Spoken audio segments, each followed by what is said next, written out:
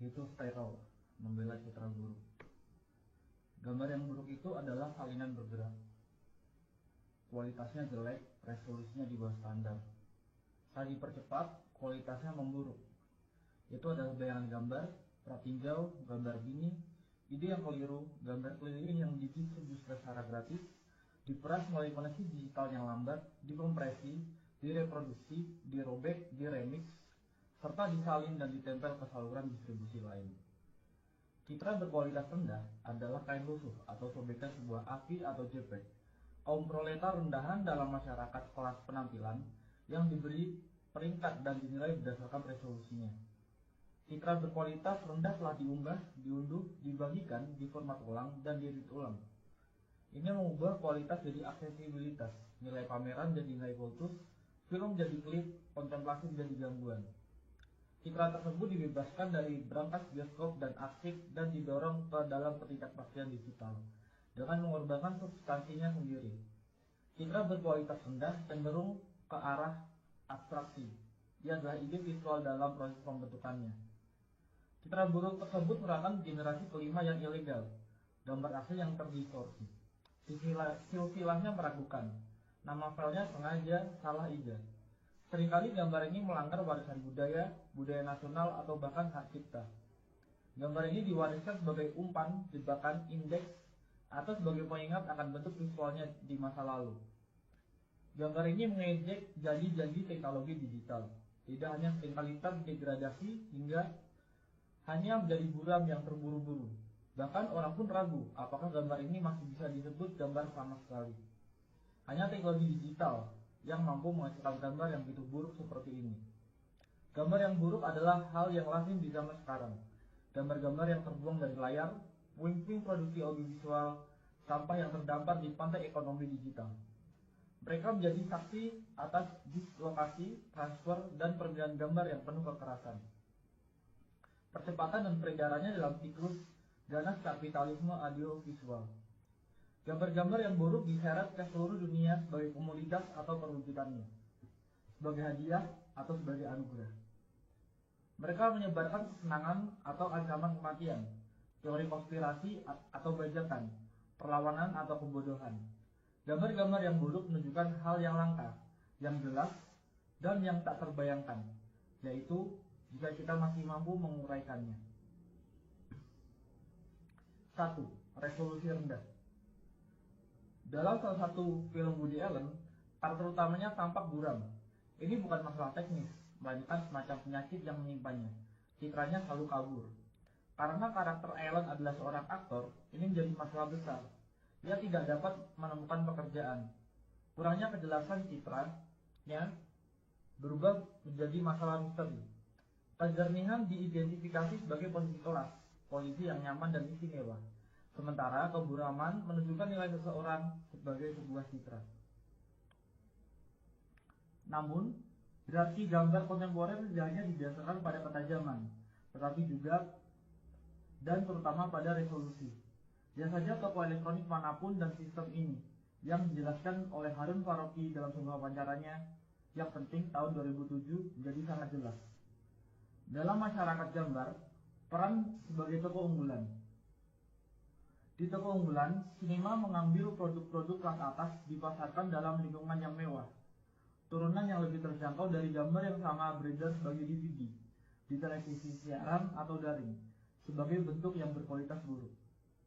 Jelas, gambar beresolusi tinggi terlihat lebih cemerlang dan mengesankan, lebih mimikri dan magis, lebih menakutkan dan menggoda daripada gambar yang buruk. Bisa dibilang, gambar beresolusi tinggi lebih kaya.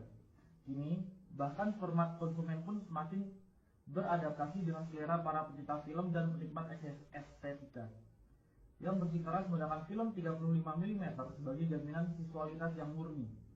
Penekanan pada film analog sebagai satu-satunya media yang penting secara visual bergema di seluruh wacana tentang sinema, hampir tanpa mempedulikan nuansa ideologisnya.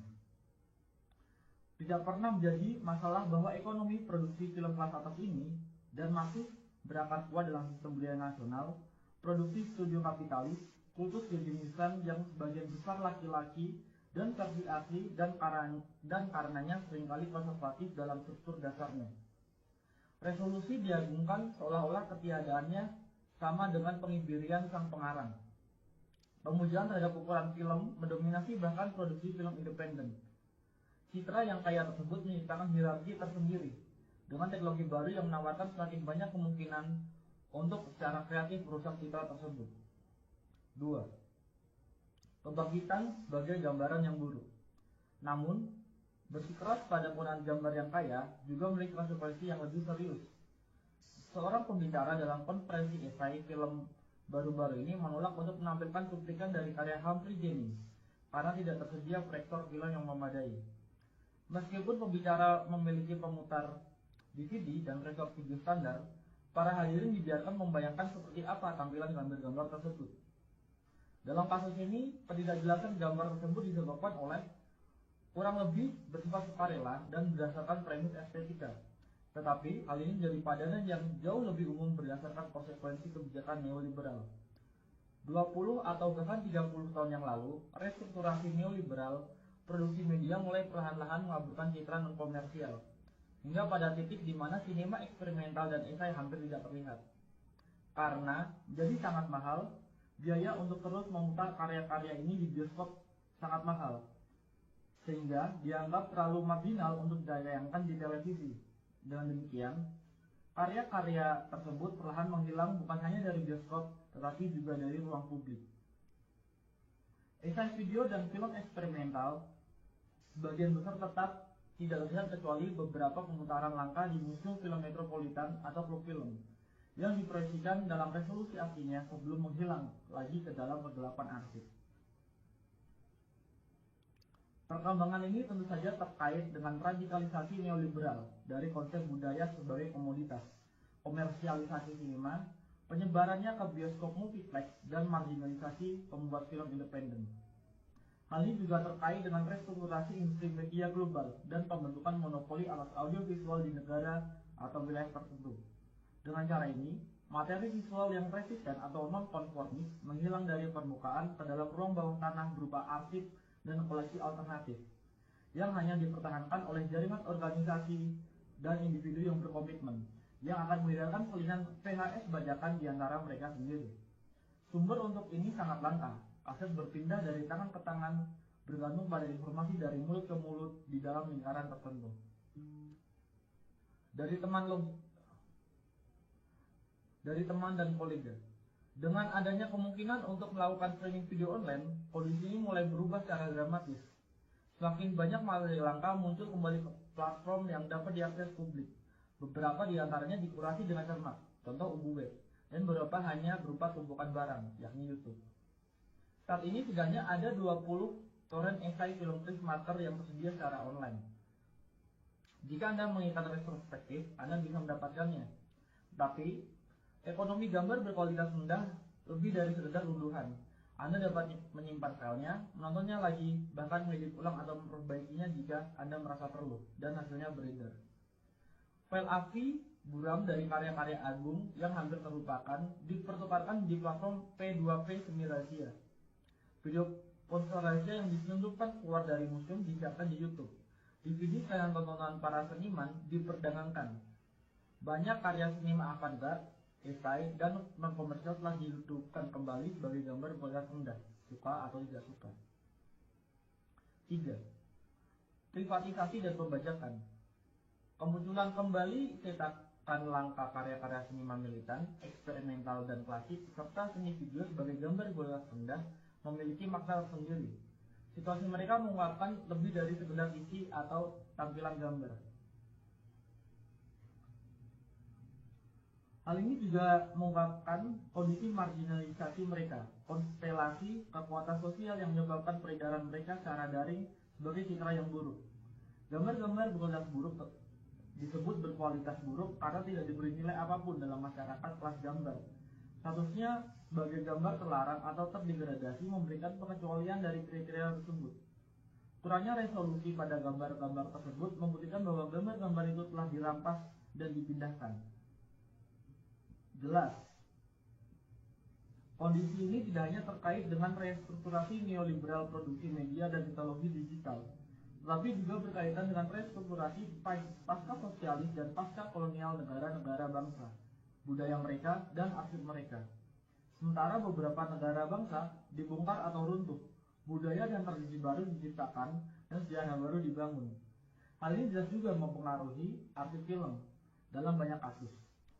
Seluruh warisan cetakan film dibiarkan tanpa kerangka pendukung budaya nasionalnya, seperti yang pernah saya amati dalam kasus Museum Film di Sarajevo. Arsip nasional dapat menemukan kehidupan selanjutnya dalam bentuk toko penyewaan video. Saya bajakan merengges keluar dari arsip tersebut melalui privatisasi yang tak terorganisir. Di sisi lain, bahkan perusahaan Inggris pun menjual isinya secara online dengan harga yang sangat tinggi. Seperti yang dijelaskan oleh Kurt Wieschun, citra buruk beredar sebagian karena kekosongan yang ditinggalkan oleh organisasi perfilman negara yang merasa terlalu sulit untuk beroperasi sebagai arsip 16 atau 35 mm atau untuk mempertahankan infrastruktur distribusi apapun di era kontemporer. Dari perspektif ini, citra buruk mengungkapkan penurunan dan degradasi esai film, atau bahkan sinema eksperimental dan non-komersial apapun, yang di banyak tempat dimungkinkan karena produksi budaya dianggap sebagai tugas negara. Privatisasi produksi media secara bertahap menjadi lebih penting daripada produksi media yang dikendalikan atau disponsori negara. Namun di sisi lain, privatisasi konten intelektual yang merajalela bersama dengan pemasaran online dan komodifikasi juga memungkinkan pembajakan dan pengambilalihan. Hal ini menimbulkan peredaran citra buruk. 4. Sinema yang tidak sempurna. Muncul citra yang buruk menginginkan kita pada manifesto ketiga klasik untuk sinema yang tidak sempurna karya Juan Garcia Espinosa yang ditulis di Kuba pada tahun 1960-an. Espinosa berpendapat untuk sinema yang tidak sempurna karena menurutnya sinema yang sempurna secara teknis dan artistik mahir hampir selalu merupakan sinema reaksioner. Sinema yang tidak sempurna adalah sinema yang berupaya mengatasi pembagian kerja dalam masyarakat kelas. Ia menghubungkan seni dengan kehidupan dan sains, membutuhkan perbedaan antara konsumen dan produsen, penonton dan pengarang. Ia bersikeras pada identitasnya sendiri. Ketidaksempurnaan populer tapi bukan konsumerisme dilakukan tanpa menjadi birokratis. Dalam manifestonya, Espinosa juga merefleksikan janji-janji media baru. Ia dengan jelas memprediksi bahwa perkembangan teknologi video akan membahayakan posisi elitis para pembuat film tradisional dan memungkinkan semacam produksi film massal, seni rakyat. Seperti ekonomi gambar yang buruk, sinema yang tidak sempurna mengurangi perbedaan antara penulis dan penonton serta menggabungkan kehidupan dan seni. Yang terpenting, visualitasnya sangat terkompromikan, buram, amatir, dan penuh artefak. Dalam beberapa hal, ekonomi citra yang buruk, hal ini sesuai dengan deskripsi sinema yang tidak sempurna. Sementara deskripsi sinema yang sempurna lebih mewakili konsep sinema sebagai toko unggulan. Namun, sinema yang tidak sempurna, yang nyata dan kontemporer, jauh lebih ambivalen dan afektif daripada antisipasi Espinosa. Di satu sisi, ekonomi gambar berkelas rendah dengan kemungkinan distribusi global yang langsung dan etika remix dan apropriasi memungkinkan partisipasi kelompok produsen yang jauh lebih besar daripada sebelumnya. Namun, ini tidak berarti bahwa peluang-peluang ini hanya digunakan untuk tujuan progresif. Ujar kebencian, spam, dan sampah lainnya juga menyebar melalui koneksi digital. Komunikasi digital juga telah menjadi salah satu pasar yang paling diperebutkan. Sebuah zona yang telah lama mengalami akumulasi modern baru yang berkelanjutan dan upaya privatisasi besar-besaran, dan sampai batas tertentu berhasil. Jaringan tempat beredarnya gambar-gambar buruk tersebut jadi platform bagi kepentingan bersama yang baru dan rapuh, sekaligus medan pertempuran bagi agenda komersil dan nasional. Jaringan tersebut memuat materi eksperimental dan artistik, tetapi juga sejumlah besar pornografi dan paranoia. Meskipun wilayah citra berkualitas rendah memungkinkan akses ke citra yang terpinggirkan, wilayah ini juga dipenuhi oleh teknik komodifikasi paling canggih. meskipun memungkinkan partisipasi aktif pengguna dalam pembuatan dan distribusi konten. Platform ini juga melibatkan mereka dalam produksi. Pengguna menjadi editor, kritikus, penerjemah, dan penulis bersama dari gambar-gambar berkualitas rendah. Dengan demikian, gambar yang buruk adalah gambar yang populer, gambar yang dibuat dan dilihat oleh banyak orang. Mereka mengekspresikan semua kontradiksi dari kerumunan kontemporer, oportunisme, narsisme, keinginan akan otonomi dan kreasi, ketidakmampuan untuk fokus atau mengambil keputusan, kesiapan konstan untuk melanggar dan sekaligus tunduk. Secara keseluruhan, citra-citra buruk tersebut menyajikan gambaran sekilas tentang kondisi afektif kerumunan, neurosis, paranoia, dan ketakutan, serta keinginan akan intensitas kesenangan dan pengalihan perhatian. Kondisi citra-citra tersebut ini bukan hanya tentang transfer dan pemformatan ulang yang tak terhitung jumlahnya, tapi juga tentang banyaknya orang yang cukup peduli untuk mengkonversinya berulang kali, menambahkan subtitle, mengedit ulang, dan menggugahnya. Dalam konteks ini, mungkin kita perlu mendefinisikan ulang nilai sebuah gambar, atau lebih tepatnya menciptakan perspektif baru untuknya. Terlepas dari resolusi dan nilai tukar, kita dapat membayangkan bentuk nilai lain yang didefinisikan oleh kecepatan, intensitas, dan penyebaran. Gambar yang buruk adalah buruk karena sangat terkompresi dan menyebar dengan cepat. Gambar tersebut kehilangan materi dan memperoleh kecepatan. Tetapi, gambar tersebut juga mengekspresikan kondisi dematerialisasi yang tidak hanya dimiliki oleh warisan seni konseptual, tetapi terutama oleh mode produksi semiotik kapital, seperti yang dijelaskan oleh Felix Guattari, mendukung penciptaan dan penyebaran paket data yang ringkas dan fleksibel yang sangat diintegrasikan ke dalam kombinasi dan rangkaian yang semakin baru. Penyederhanaan konten visual ini, konsep yang sedang terbentuk dari gambar, menempatkan dalam suatu perubahan informasi umum dalam ekonomi pengetahuan yang berbagai gambar dan keterangannya keluar dari konteks ke dalam pusaran deteritorialisasi kapitalis permanen. Sejarah seni konseptual menggambarkan hal ini dematerialisasi objek seni pertama-tama sebagai gerakan perlawanan terhadap nilai fetishisme visibilitas. Namun kemudian, objek seni yang telah didematerialisasi ternyata sangat cocok dengan semiotisasi kapital, dan dengan demikian, dengan arti tertentu, pergeseran konseptual citra buruk. Dalam kapitalisme, citra buruk juga mengalami ketegangan serupa. Di satu sisi, ia beroperasi melawan nilai fetishisme resolusi tinggi. Di sisi lain, justru nilai mengapa ia akhirnya terintegrasi sempurna ke dalam kapitalisme informasi yang berkembang pesat, pada rentang perhatian yang terkompresi, pada kesan daripada impresi, pada irikas daripada kontemplasi, pada pratinjau daripada pemutaran. 5. Kawan, bagaimana ikatan visual Anda hari ini? Namun, secara bersamaan, terjadi pembalikan paradoks. Peredaran gambar-gambar berkualitas rendah menciptakan sebuah sirkuit yang memenuhi ambisi awal sinema militan dan beberapa esai dan eksperimental untuk menciptakan ekonomi gambar alternatif, sebuah sinema yang tidak sempurna yang ada di dalam maupun di luar dan di bawah arus media komersial. Di era berbagi file, bahkan konten yang terpinggirkan pun beredar kembali dan menghubungkan kembali audiens yang tersebar di seluruh dunia. Citra buruk tersebut dengan demikian membangun anonimitas. Jaringan global menciptakan sejarah bersama yang membangun aliansi saat menyebar, memicu menerjemahkan atau salah tafsir, dan menciptakan publik serta debat baru. Dengan kehilangan substansi visualnya, ia mendapatkan kembali sebagai kekuatan politiknya dalam menciptakan aura baru di sekitarnya. Aura ini tidak lagi didasarkan pada kekekalan asli, tetapi pada sifat sementara salinannya.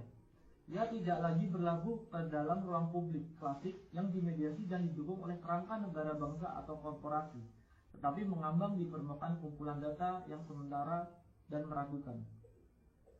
Dengan terlepas dari kasanah perfilman konvensional, karya ini terdorong ke layar-layar baru dan sementara yang dirangkai oleh keinginan para penonton yang tersebar. Oleh karena itu, peredaran gambar-gambar yang buruk menciptakan ikatan visual. Demikian juga Vertov pernah menyebutnya. Ikatan visual ini menurut Vertov dimaksudkan untuk menghubungkan para pekerja di seluruh dunia satu sama lain. Ia membayangkan semacam bahasa adamik visual komunis yang tidak hanya dapat memberi informasi atau menghibur, tapi juga terorganisir para penontonnya.